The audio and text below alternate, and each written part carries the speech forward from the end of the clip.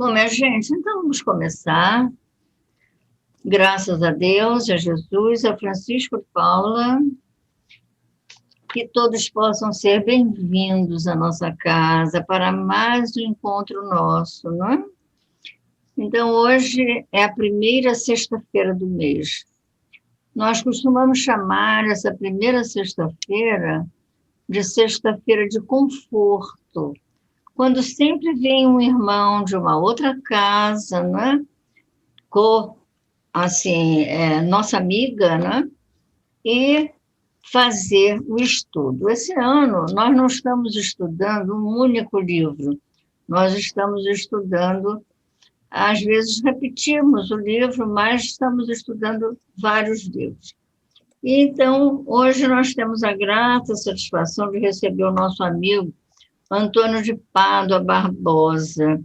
Ele é da Escolinha de Evangelização, né? Assim, Ilva Tavares, não é isso mesmo? Se não me falha a memória, né? Acho que é, mas ele está sem som. Bom, mas enfim, está me ouvindo? Não, ele. Ah, está me ouvindo, né? Então tá bom. Então, o nosso irmão fará o estudo para nós hoje, né? E nós queremos dar as boas-vindas para ele também. E vamos, então, começando a nossa reunião.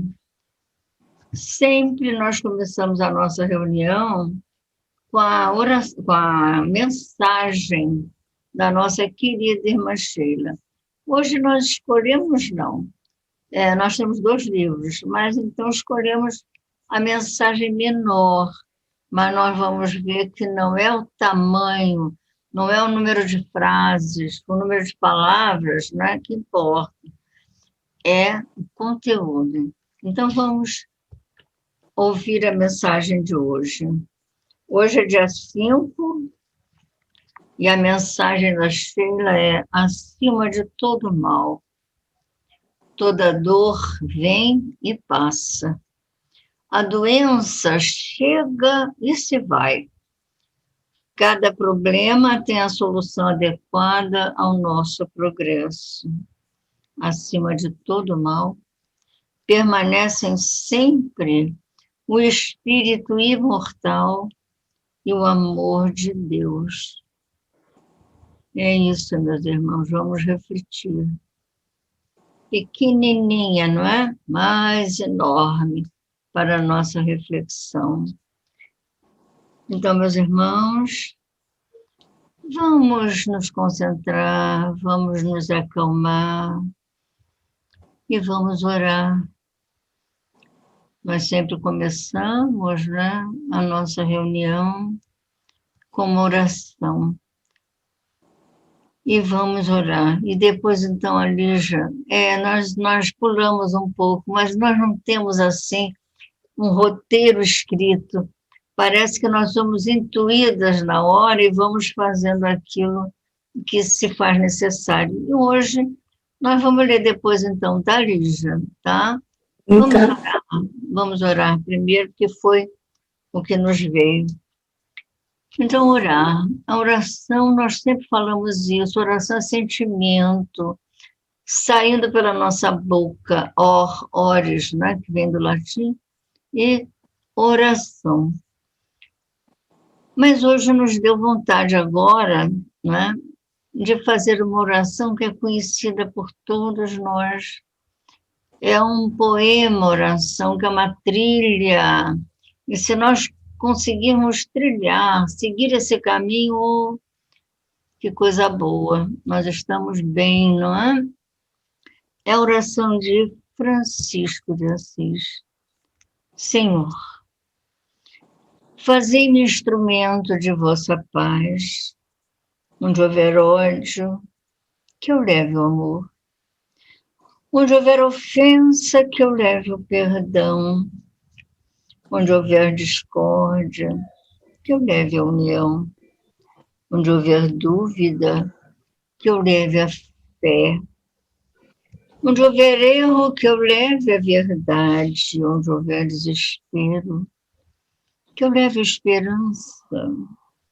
Onde houver tristeza, onde houver tristeza, que eu leve alegria, onde houver trevas, que eu leve a luz.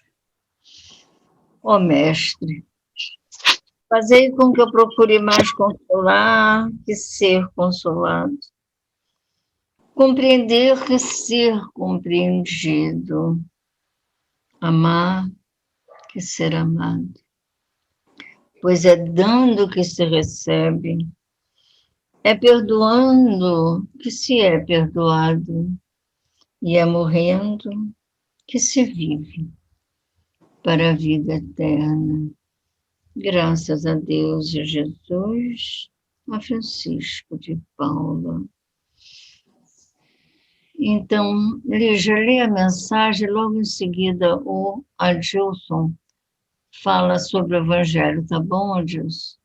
Mas agora deixa a Lígia ler a mensagenzinha, que nós trocamos a ordem hoje. Do livro Caminho, Verdade e Vida, psicografia de Chico Xavier, pelo Espírito Emmanuel. Ordenações humanas. Sujeitai-vos, pois, a toda ordenação humana, por amor do Senhor. Pedro, capítulo 2, versículo 13. Certos temperamentos impulsivos, aproximando-se das lições do Cristo, presumem no Evangelho um tratado de princípios destruidores da ordem existente no mundo. Há quem figure no Mestre um anarquista vigoroso, inflamado de cóleras sublimes. Jesus, porém, nunca será patrono da desordem. A novidade que transborda do Evangelho não aconselha ao espírito mais humilhado da terra a adoção de armas contra irmãos, mas sim que se humilhe ainda mais, tomando a cruz a exemplo do Salvador. Claro está que a Boa Nova não ensina a genuflexão ante a tirania insolente. Entretanto, pede respeito às ordenações humanas, por amor ao Mestre Divino. Se o detentor da autoridade exige mais do que lhe compete, transforma-se num déspota, que o Senhor corrigirá, por meio das circunstâncias que lhe expressam os desígnios no momento oportuno. Essa certeza é mais um fator de tranquilidade para o servo cristão, que, em hipótese alguma, deve quebrar o ritmo da harmonia. Não te faças, pois, indiferente às ordenações da máquina de trabalho em que te encontras. É possível que, muitas vezes, não te correspondam aos desejos, mas lembra-te de que Jesus é o supremo ordenador na terra, e não te situaria o esforço pessoal onde o teu concurso fosse desnecessário. Tens algo de sagrado a fazer, onde respiras no dia de hoje. Com expressões de revolta, tua atividade será negativa. Recorda-te de semelhante verdade e submete-te às ordenações humanas por amor ao Senhor Divino. Graças a Deus, a Jesus e a Francisco. Graças a Deus, obrigada, minha irmã. Então, toda mensagem que chega até nós precisamos refletir sobre elas, porque não acontece, assim, nada acontece por acaso. A nossa irmã abriu aleatoriamente, abriu para ver o que nós precisávamos ouvir na noite de hoje. E agora, então, vamos ouvir o Evangelho. O Adilson vai ler, também vai abrir aleatoriamente, não é? Mas lê só um trecho, tá, Adilson? Não lê o capítulo todo, né? Capítulo 7, Amai os vossos inimigos. Item 13, o duelo. Assim como o que antigamente se dominava o julgamento de Deus, é uma dessas instituições bárbaras que ainda rege a sociedade. O que diríeis, entretanto, se visseis os dois antagonistas serem mergulhados em água fervente ou submetidos ao contato do ferro em brasa para decidir a sua pendência, e a razão ser dada ao que é melhor sofresse a sua prova? Por certo, chamaríeis esses costumes insensatos. O duelo é ainda pior do que tudo isso. Para o duelista experiente, é um assassinato cometido a sangue frio, com toda a premeditação desejada. Para o adversário, que está quase certo de morrer, em razão de sua fraqueza e de sua falta de habilidade, é um suicídio cometido com a mais fria reflexão. Graças a Deus, a Jesus e a Francisco de Paulo. Graças a Deus. Então, assim tivemos o Evangelho, e vamos, então, ouvir agora o nosso irmão Antônio de Pádua, prestar bastante atenção àquilo que ele trouxe para nós, para a nossa reflexão. Abre seu microfone. O microfone está fechado.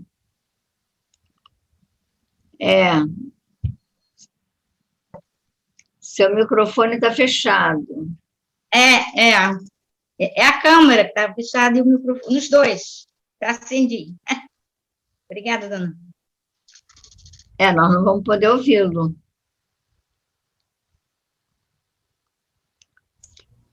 Seu Antônio, o senhor precisa, se o senhor está com o celular, o senhor tem que tocar na tela do celular e habilitar o microfone.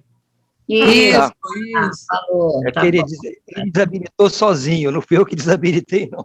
Desabilitou por conta própria, mas esse telefone aqui ele é meio esquisito mesmo, ele tem vontade própria de vez em quando. Respeitá-lo. Mas vamos lá, contratempo aqui esse contratempo aqui onde eu moro, mas, graças a Deus, 5 minutos antes se restabeleceu a energia. Então, vamos lá falar sobre Na Subida Cristã. Eu achei interessante esse texto do irmão X, porque ele, para mim, ele é muito atual para nós mesmos, né? Nós, espíritas, eu acho que nós nos encontramos numa situação parecida com a que Felipe estava, né? Ele diante dos ensinamentos do mestre, e nós diante dos ensinamentos trazidos pela doutrina espírita, que são também os ensinamentos do mestre Jesus, mas de uma forma mais próxima de nós, mais atual, digamos assim. Então, eu vou ler aqui um trecho do texto para que a gente entenda o contexto da situação. Felipe, o velho pescador fiel ao profeta Nazareno, meditando bastas vezes na grandeza do Evangelho,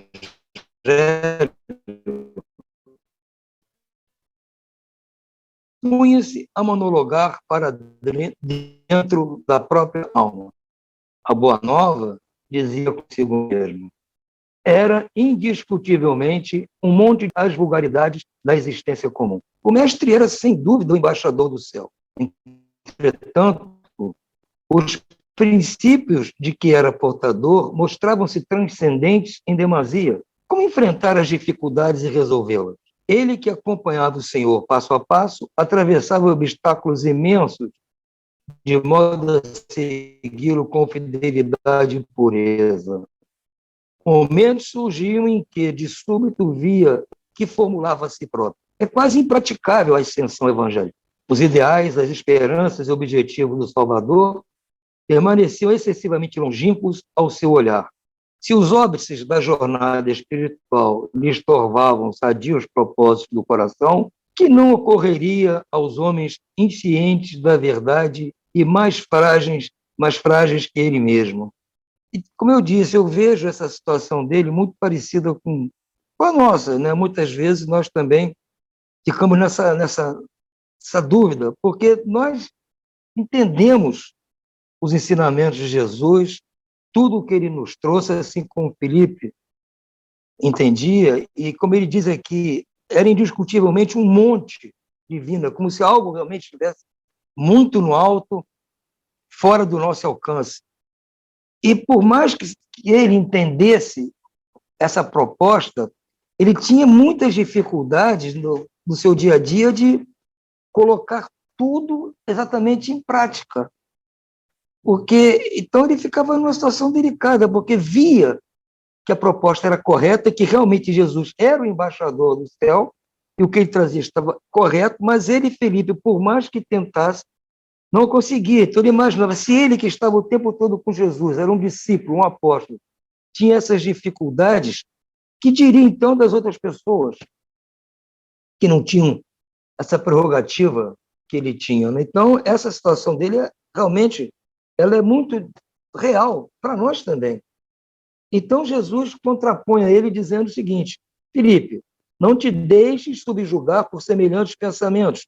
É indispensável instituir padrões superiores com a revelação dos cimos, inspirando os viajores da viela, estimulando-os quando for necessário. Se não descerrarmos a beleza do píncaro, como educar o espírito que rasteja no pântano? Então, Jesus deu a resposta para ele.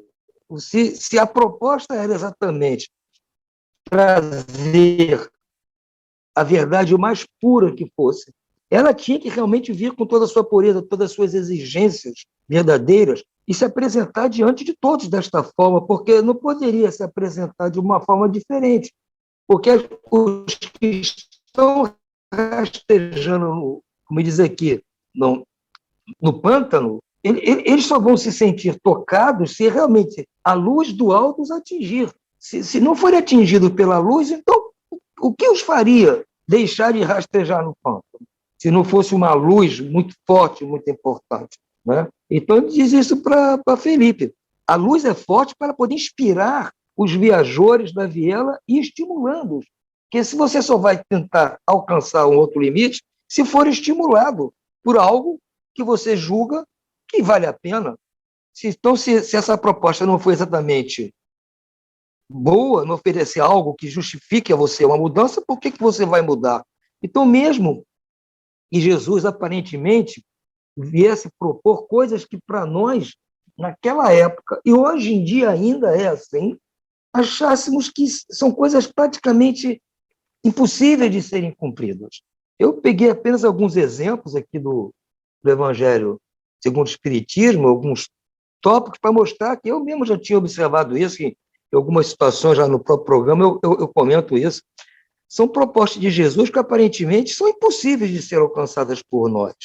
Não é? Por exemplo, quando ele diz que temos que amar o próximo, a gente entende que amar o próximo.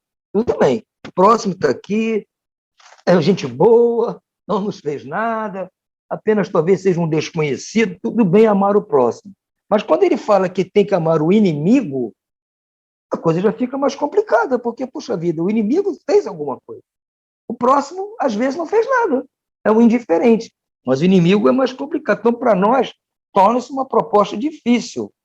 Como é que eu vou amar o inimigo? Ainda mais quando Jesus fala, amar os que nos odeiam, os que nos perseguem, os que nos caluniam. Como é que nós vamos? Nós pensamos, não há condições de eu fazer isso. Isso está muito fora do meu alcance. Está muito longe para mim. Eu me contento aqui em simplesmente não fazer mal a eles. Mas amar é muito complicado.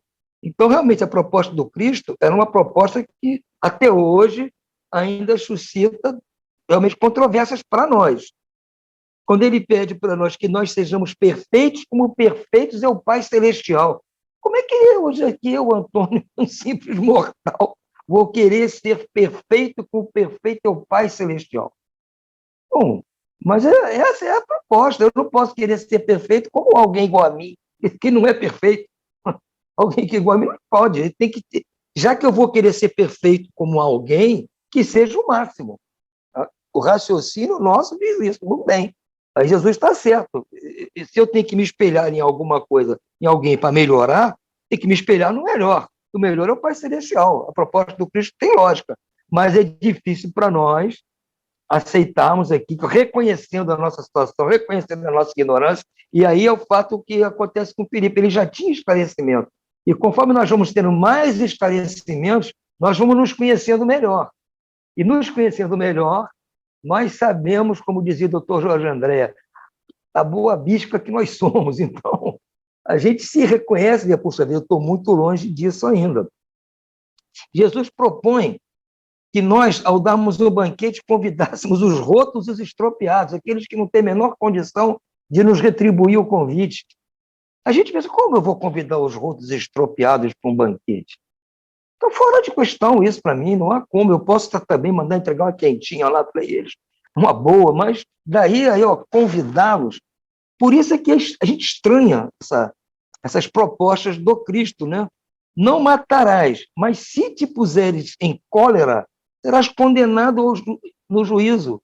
O que disser raca, será condenado pelo conselho.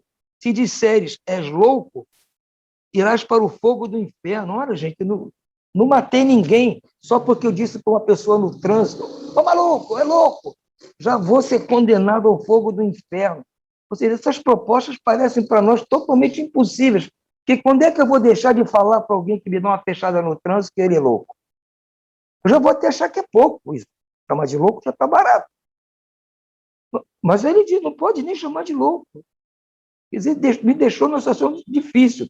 Ainda nem aquela de que o adultério, basta se pensar, cobiçar a mulher do próximo em pensamento, já se está cometendo adultério. Essa, então, é um checkmate. Porque a gente até pensa, dizer assim, não com dolo, mas aí não consegue evitar o pensamento muitas vezes, devido às nossas fraquezas. Devido às nossas fraquezas, a gente pensa que é não pensar nisso, mas já pensou. Então, como é que faz? Então, a gente chega à conclusão que o Felipe tem razão. Olha, está tudo muito bom, Jesus, mas fica difícil alcançar essa ideia. Então, o Felipe tem uma proposta para Jesus. Ele não ficou nisso, ele tem uma proposta. Ele diz, não será mais justo, Senhor, graduar as visões? O amor que pleiteamos é universal e infinito, mas a maioria das criaturas, porém, sofre estreiteza e incompreensão. Muitos homens chegam a odiar e perseguir como se praticassem excelentes virtudes. Filósofos existem que consomem a vida e o tempo entronizando os que sabem tiranizar. É razoável, portanto, diminuir a luz da revelação para que não se ofusque o entendimento do povo. No transcurso do tempo, nossos continuadores se encarregariam de mais amplas informações. O que é a proposta dele? Jesus, olha só, está muito difícil alcançar essa luz lá no cimo do monte, então eu proponho que eu diminua um pouco o facho, vai diminuindo um pouco a luz, e a gente vai, pouco a pouco, entendendo, e no futuro, os nossos continuadores vão gradualmente aumentando a luz para que as pessoas possam entender. Mas acontece o seguinte, que o Felipe não entende, é que a luz mais fraca, nós também acharíamos essa luz mais fraca forte, porque ela já seria mais do que aquilo que nós somos. Por mais fraca que fosse a luz proposta por Jesus, já seria mais do que a minha obscurecência, que a minha escuridão. Então, eu já ia me incomodar com a luz, mesmo fraca, eu ia reclamar, ia querer uma luz mais fraca ainda. Então, eu ia acabar ficando na mesma, eu não ia sair dessa situação. Por isso, a proposta do Cristo é certa, tem que ser a luz máxima. Eu não posso chegar numa disputa de atletismo, de salto em altura, estou vendo que eu não vou alcançar para passar aquela barra que está ali, eu pedi para os organizadores baixar a vara para poder pular. O que é isso? Eu tenho que tentar pular. Se eu não conseguir, paciência, eu vou ser eliminado da competição, mas eu não posso mandar baixar a vara lá do salto em altura, porque eu não consigo, porque está alto demais para mim. Eu que treine mais, que na próxima competição eu talvez consiga aumentar o meu salto. Agora, não posso pedir que diminua, porque se diminuir, eu sempre vou achar muito. Eu sempre vou achar muito. Então, a proposta é usar o que há de melhor para frutificar. Estou me lembrando aqui de não sei se vocês assistiram a um filme chamado O Planeta dos Macacos. era uma metáfora de que uns viajores da Terra foram para o espaço e se perderam lá, e passaram-se alguns milhares de anos, eles voltaram para um lugar que eles achavam que era um planeta diferente. E esse planeta era dominado pelos macacos. Mais tarde veio saber que aquele era o planeta Terra, mas não vem ao caso. Então, os macacos estavam ali, mais ou menos como nós aqui, viviam como nós. Então, esses astronautas foram tentar ajudar os macacos tinham uma plantação de milho. Os macacos plantavam milho. E eles plantavam milho, e toda vez que colhiam o milho, eles colhiam milho, a espiga, mas mirrada. As espigas cada vez eram piores. As espigas eram mirradas. Aí o astronauta perguntou: vem cá, como é que vocês fazem para essa plantação? Não, nós fazemos o seguinte: nós colhemos o milho, separamos as melhores sementes do milho e consumimos. As piores nós usamos para plantar. Aí o astronauta falou: não, vocês têm que fazer o contrário. Se vocês estão plantando a semente ruim, vai nascer milho ruim. Vocês têm que fazer um esforço e consumir as sementes ruins e plantar as boas. Porque você plantando as sementes boas, você vai ter no futuro a colheita boa. Ele inverteu a lógica. É mais ou menos isso aqui. Não adianta eu pedir para Jesus baixar a luminosidade da proposta dele para que ela venha ao meu alcance. A história não é Jesus vir ao meu encontro. Eu é que tenho que ir ao encontro de Jesus. Eu é que tenho que me esforçar para tirar o véu que obstrui a minha visão, tirar a carapaça de ignorância que me envolve, para eu poder ter acesso a essa luz, mesmo que até ela me incomode, mesmo até que eu não consiga chegar lá na velocidade que eu achava que eu tinha condições, mas que a minha condição ainda de ignorante, de ainda pessoa imperfeita, faz com que demore a minha chegada lá. Não é da noite para o dia que eu vou só porque eu entendi a proposta que eu já estou resolvendo o meu problema. Nós temos a ideia de que esses ensinamentos do Cristo e também da doutrina espírita são a linha de chegada. Ou seja, a proposta é esta: eu tenho que ser perfeito como meu Pai Celestial. Então, só vou me considerar um bom discípulo do Mestre, só vou me considerar um bom apóstolo quando eu atingir esse nível. Não, o cristianismo, o espiritismo não são doutrinas de chegada. Eles são doutrina da competição, da marcha. Como se fosse uma maratona. A doutrina espírita e o cristianismo, eles estão no processo durante o nosso percurso. São doutrinas do percurso, não são doutrinas da faixa de chegada. Pode ser que na faixa de chegada a gente nem mais precise ser cristão, nem precise ser espírita. Já atingimos um nível tal que talvez não sejamos universais, planetários, não sei, um outro nível, uma outra categoria, porque o espiritismo, o cristianismo, foi usado durante o processo na nossa subida. Está aí a subida cristã. A subida cristã é a nossa subida com o auxílio do cristianismo ou do espiritismo. Essa é a ideia. Não é a doutrina da chegada. Então, Felipe achava que não. Se eu não cheguei lá, eu já entendi, mas não consigo chegar. Então, vou desistir. Vou pedir para baixar a ripa do salto, baixar o facho da luz. Ele não entendeu o processo. Aí Jesus diz assim: se as ideias redentoras de nossos ensinamentos são focos brilhantes de cima, reconheçam que a mente do mundo está perfeitamente habilitada a compreendê-las e materializá-las. Não é a coroa da montanha que perturba a planície. Vejam bem, não é a luz lá de cima do monte que perturba quem está aqui embaixo, não. Diz ele aqui. E os obstáculos, se obstáculos aparecem, impedindo-nos a subida, estas dificuldades pertencem a nós mesmos. Uma estrela beneficia sempre, convida ao raciocínio elevado, no entanto, jamais incomoda. Não maldigas, pois, a luz, porque todo impedimento na edificação do reino celeste está situado em nós mesmos. Então, o problema da subida cristã ser difícil para nós não está no objetivo, no ápice, na luz, na coroa que está lá. A dificuldade é nossa, somos nós que causamos as próprias dificuldades. As dificuldades pertencem a nós mesmos, são palavras do Cristo. Aí Jesus vem com uma... Aconteceu de eles estarem perto de um monte, então Jesus aproveitou essa situação para dar um ensinamento para o Felipe e para nós, no caso, né? Então, diz aqui que, certo dia, ambos se preparavam para alcançar os cimos do Hermon, em jornada comprida e laboriosa, quando o apóstolo, ainda em baixa altitude, se pôs a admirar deslumbrados resplendores que fluíam da cordilheira. Ou seja, vamos escalar o Monte Hermon, mas lá em cima está uma beleza, a cordilheira está linda, está uma coisa espetacular. Isso ele observou. Então, iniciaram a caminhada. Mas o que acontece? Não obstante subirem devagar, Filipe, de momento a momento, rogava uma pausa. E suarento e inquieto, sentava-se à margem, a fim de alijar pedras minúsculas e sorrateiras lhe penetravam nas sandálias. Gastava tempo e paciência para localizá-las entre os dedos feridos. Dezenas de vezes pararam de súbito, repetindo Filipe a operação. E ao conquistarem as eminências da serra, banhados de sol, na prodigiosa visão da natureza em torno, o mestre, que sempre se valia das observações diretas para fixar as missões, explicou-lhe brandamente. Como reconheces, Felipe, não foi a claridade do alto que nos dificultou a marcha, e sim a pedrinha modesta do chão. O dia radioso nunca fez mal, entretanto, muitas vezes, as questões pequeninas do mundo interrompem a viagem dos homens para Deus, nosso Pai.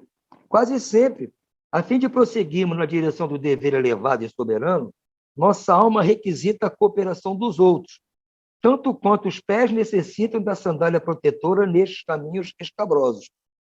Toda dificuldade na ascensão reside nos problemas insignificantes da senda. Assim também na caminhada humana, as questões mais ínfimas, se conduzidas pela imprudência, podem golpear duramente o coração. Observa o minuto de palestra, a opinião erradia, o gesto impensado. Podem converter-se em venenosas pedrinhas que cortam os pés, ameaçando-nos a estabilidade espiritual. Entendes agora a importância das bagatelas em nosso esforço diário? Ou seja, ele, como nós, estamos preocupados com a grande luz na frente, que temos que alcançar. E se não alcançamos, vamos arrumar, vamos dizer assim, um artifício para ficarmos confortáveis. Já que eu não consigo alcançar a luz, eu baixo a luz, ela chega para mim. É um artifício muito humano nosso. Nós não observamos, como Jesus mostrou para ele, que o problema não está na luz no alto. O problema está nas pedrinhas da nossa sandália, que atrapalha a caminhada. Não é a luz que está nos ofuscando. Nós é que temos muita carapa nos olhos, que olhamos o que não devemos, pensamos o que não devemos e que nos incomodamos com a luz. Mas se nós tirarmos dos nossos olhos esses olhares não muito devidos, nós não vamos ter problema com a luz. Como diz aqui, nós temos que vigiar a opinião erradia, vigiar o gesto impensado. É só as pedrinhas da nossa sandália. Se nós observarmos essas pequenas coisas do dia a dia, nós vamos limpando em volta de nós a ambiência de forma que a luz não vai incomodar. E nós vamos realmente ter condições de subir até onde está a luz. A luz não vai mais ser um obstáculo. Ao contrário, é bem possível que ela venha nos facilitar, iluminando melhor ainda o caminho para nós. Então, o esforço está em nós, não está naquele que traz a luz. O esforço é nosso. Então, eu quando li esse texto, me lembrei logo do texto de Allan Kardec, no capítulo 17 do Evangelho, item 4, o bom espírita. Porque ele faz uma explicação, primeiro do homem de bem e depois do bom espírita, nos dizendo o que é o bom espírita. Da mesma forma que Jesus podia dizer para Filipe, Filipe, eu vou te dizer o que é o bom cristão, o que é o bom seguidor do mestre. Ele não falou isso, mas o Kardec falou, como um intérprete do Evangelho de Jesus, ele nos diz o que somos hoje. Ele diz que o verdadeiro espírita é o cristão, o bom espírita é o cristão e o cristão é o espírita. Está no texto dele lá, que são a mesma coisa. O bom espírita e o bom cristão são a mesma pessoa. Então, o bom espírita é o bom cristão. Então, ele diz para nós, o que é o verdadeiro espírita? O verdadeiro espírita reconhece-se pela sua transformação moral. Primeiro passo. E o que é essa transformação moral? É aquilo que aconteceu com o Filipe.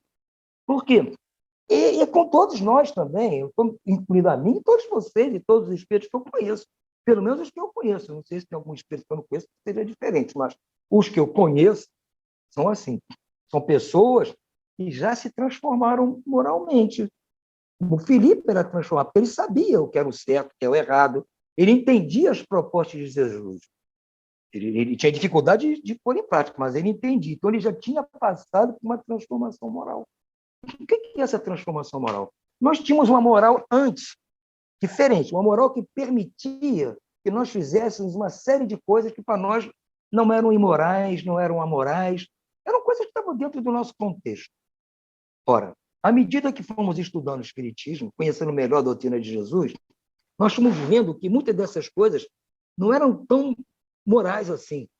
Então, nós já percebemos que algumas coisas já não atendiam à nova moral que eu estava recebendo, como diz Kardec, nesse mesmo item. Acho que o bom espírita, diferentemente do espírita imperfeito, ele compreende que as mensagens, a troca de mensagens entre a espiritualidade e nós, as manifestações, não servem só como fenomenologia, servem para que nós usemos para transformar-nos moralmente. Então, nós geralmente fazemos isso. Pegamos as mensagens, como foram lidas hoje aqui, outras mensagens, todas essas coisas, para nos transformar moralmente. Então, nós já estamos com uma nova moral. Muitas coisas, hoje, nós achamos absurdo fazer, mas há 20 anos, 30, não sei, a gente fazia, mas não fazemos mais essas coisas. Ou, pelo menos, sabemos que não devemos fazer. É mais ou menos uma criança pequena. Ela vai na escola, quando ela chega em casa com o objeto do coleguinha. Para ele, aquilo não teve nada de... Dentro da moral dele, ele gostou do objeto, o amiguinho deixou dando sopa, ele pegou e levou para casa. Mas a mãe fala o quê? Não, meu filho, preste atenção, você não pode fazer isso. Então, ela passa para ele uma nova moral. Olha, você não pode fazer. Você vai lá amanhã e devolve para o seu amiguinho. E você não pode mais pegar coisas do amiguinho. É uma nova moral que ele recebeu. Até a mãe falar para ele que ele estava dentro da moral dele. Pegar, sim, da satisfação. Agora, ele já se transformou moralmente. Aí vem o segundo ponto do ensinamento de Allan Kardec.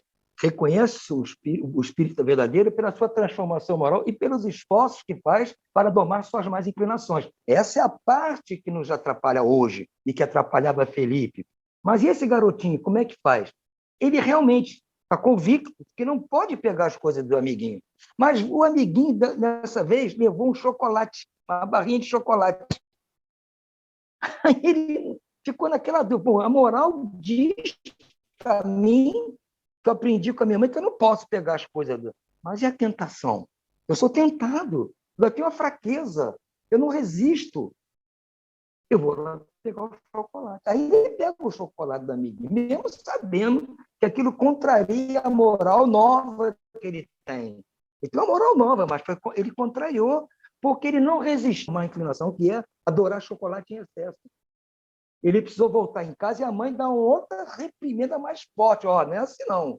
Você já aprendeu a moral, você sabe que não pode, agora você tem que resistir à tentação. Então, você vai passar por um castiguinho aqui, vai devolver o chocolate, ou vai comprar um novo, já que você comeu, vai comprar um chocolate para um amigo, e você vai pagar uma peninha aqui com a mamãe, né?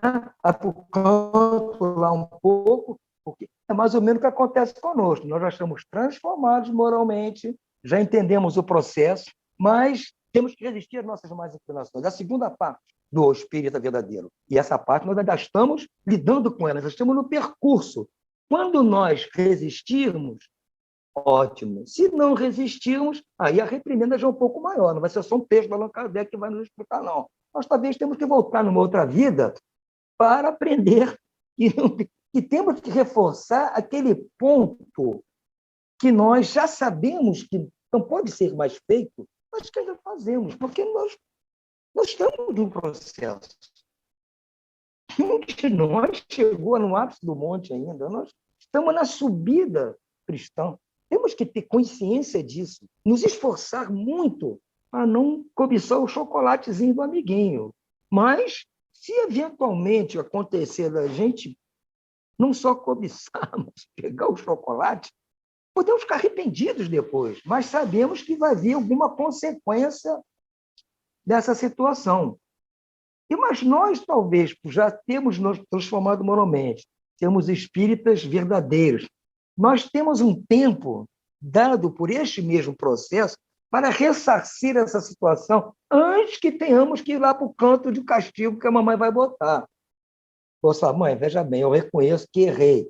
Então, vou fazer o seguinte, em vez de ir lá para o castigo, me permita que eu vou comprar umas 3 ou 4 barras de chocolate, vou distribuir para uns amiguinhos lá que não têm condição de comprar barra de chocolate. Eu vou distribuir para eles umas barras de chocolate. A minha mesada esse mês, eu vou pegar, vou comprar umas barras e vou dar para uns amiguinhos lá que eu sei que eles não têm condição de comprar. Então, ele vai conseguir pagar ou ressarcir essa infração contra a moral que ele já reconhece como verdadeira com trabalho, com solidariedade, com caridade.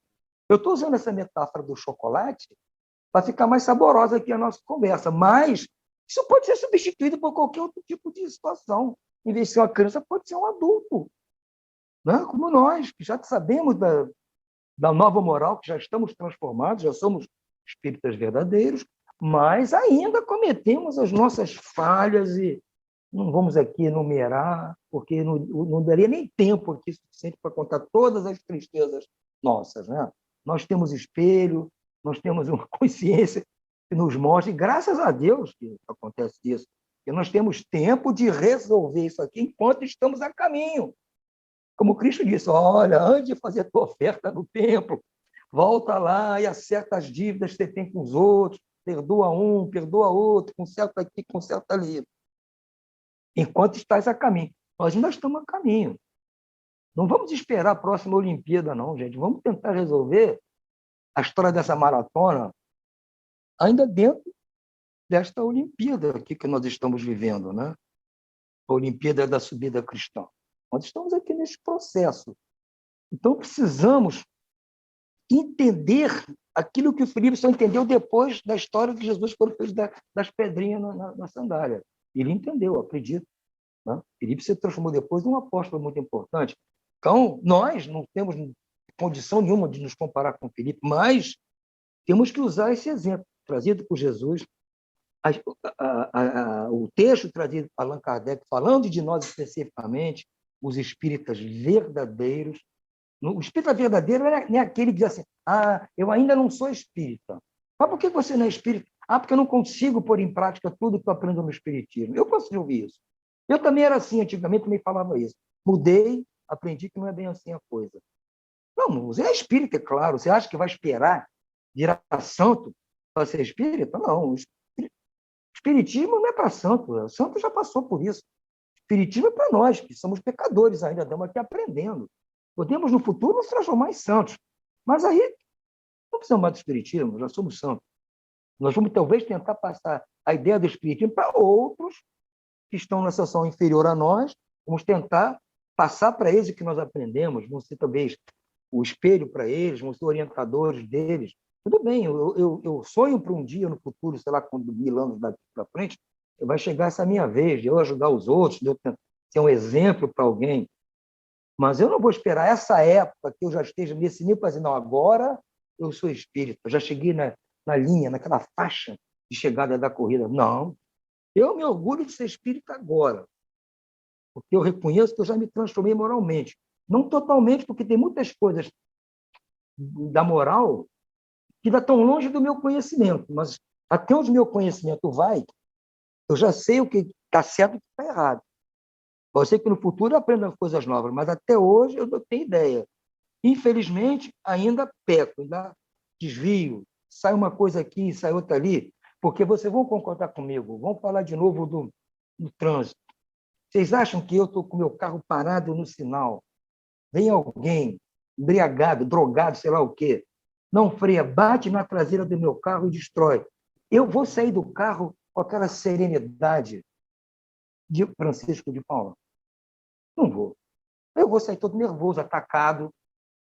Eu não vou brigar, porque eu já estou velho, não vou ter nem força para coisa nenhuma. Mas, talvez, se fosse jovem, ia brigar, ia, sei lá, fazer uma confusão. Mesmo com todo espiritismo, porque é uma coisa que ainda vai me pegar, porque eu ainda estou no processo.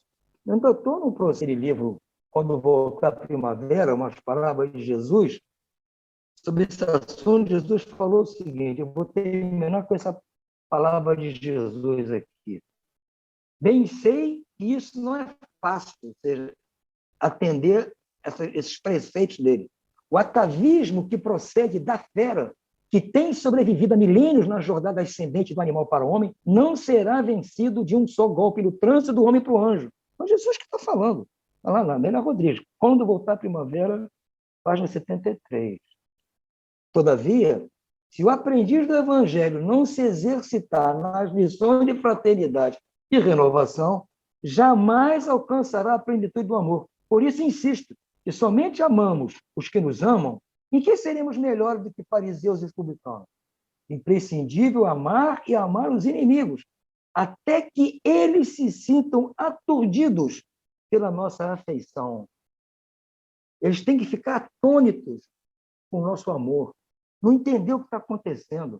Eu tenho que sair do carro que amassaram e jogando beijinho, perdoando, dizendo para um amigo, tudo bem, você não estava bem, bateu no carro, seguro vai resolver. Eu tenho que chegar nisso, mas Jesus reconhece que é difícil, porque eu ainda estou atavicamente ligado à fera que eu já fui nas cavernas, e antes das cavernas, como bicho, sei lá como o quê. É isso aqui, eu sou um animal, né?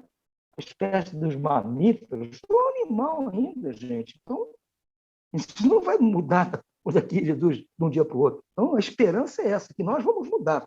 Agora, quanto tempo vai levar, vai depender de nós realmente nos esforçarmos em tirar as pequenas pedrinhas que ainda machucam os nossos pés na subida cristã. Era isso por hoje, meus amigos. Muito obrigado a vocês pelo convite.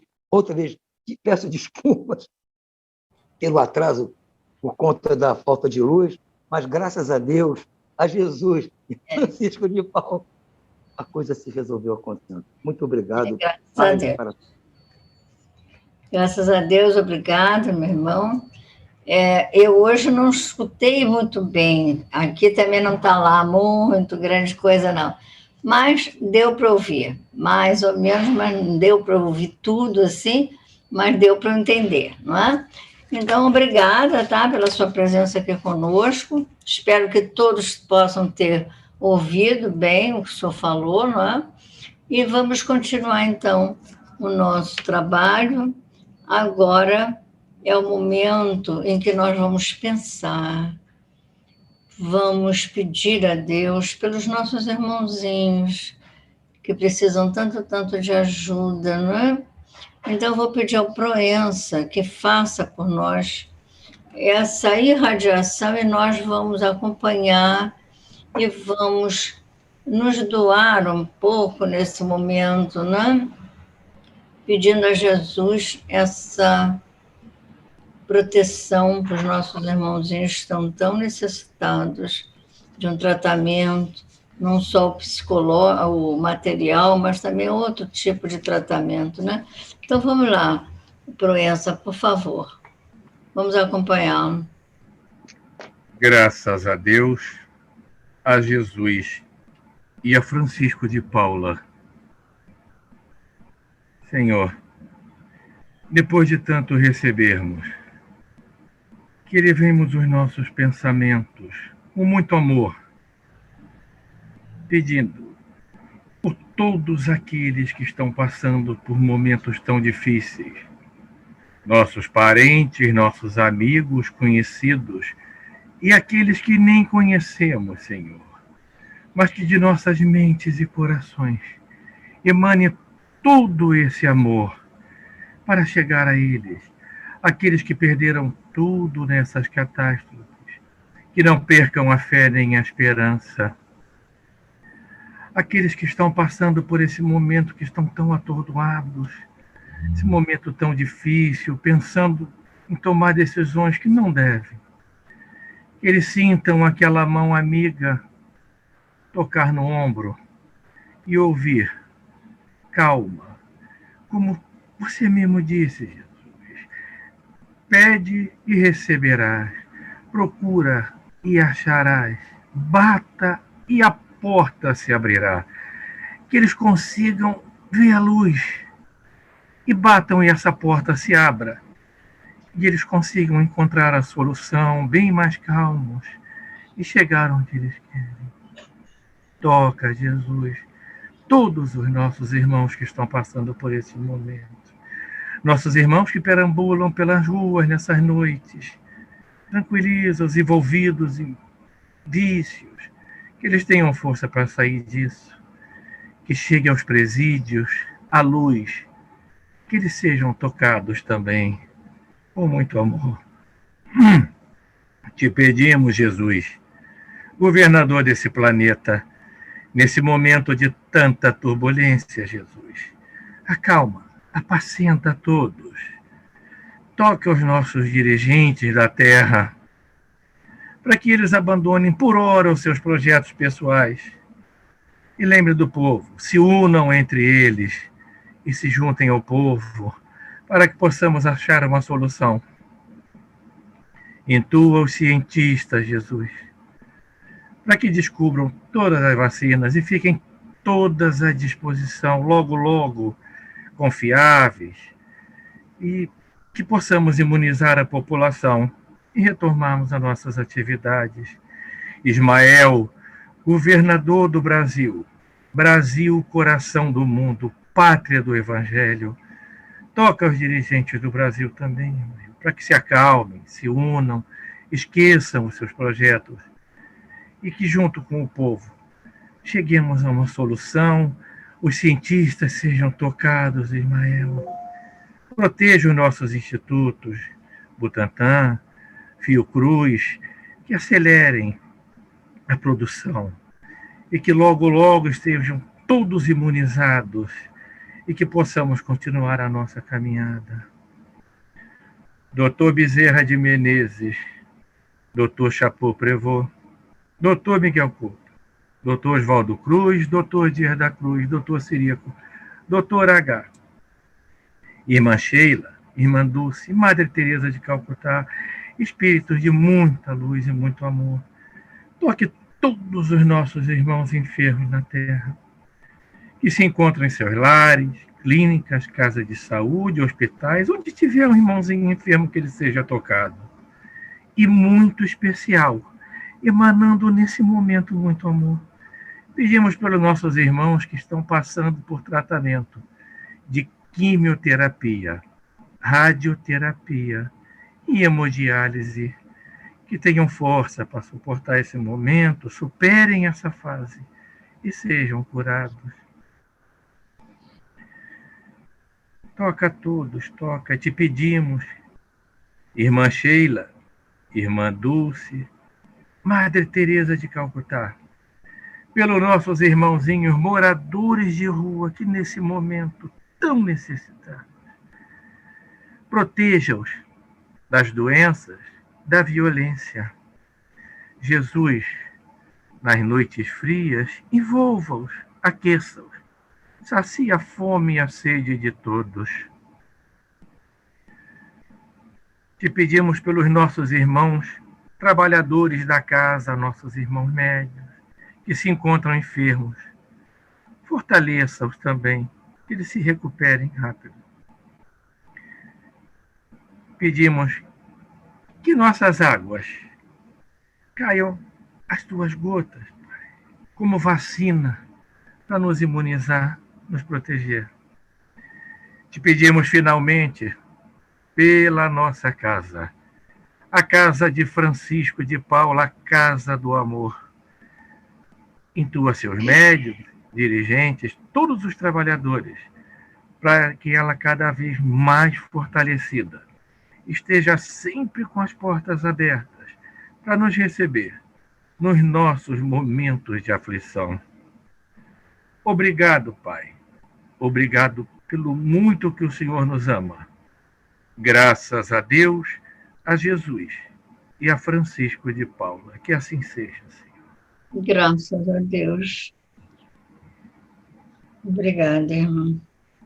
Então, estamos chegando ao final da nossa reunião. Falta-nos agora a prece de encerramento.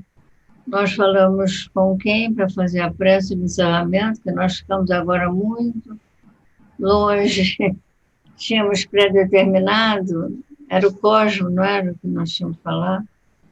O Cosmo ainda está aí, não?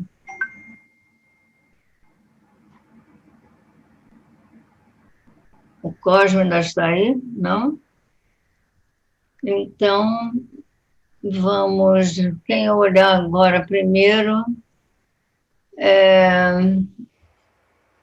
Valdir, que está bem à minha frente, pode fazer a prece pelos a prece final? Me desculpem, mas nesse momento da irradiação eu fico um pouco longe. Pode fazer, Valdir? Então, faz, por favor, tá? Graças a Deus, a Jesus, a Francisco de Paula, Pai de infinito amor e bondade, estamos muito agradecidos por esta noite que recebemos tantas orientações, intuído que foi o nosso irmão palestrante, e que possamos, Pai, ter absorvido esses ensinamentos, que possamos aplicá-los no nosso dia a dia, para o nosso aperfeiçoamento moral, principalmente como Jesus nos ensinou. E que tenhamos a oportunidade de voltar na próxima semana e agradecendo também toda a espiritualidade que deu suporte a esta nossa reunião de hoje. Graças a Deus, a Jesus e a Francisco de Paula. E em nome de Deus, Jesus e Francisco de Paula, nós damos por encerrada a nossa reunião de hoje. Que a paz e a luz do Senhor fique conosco.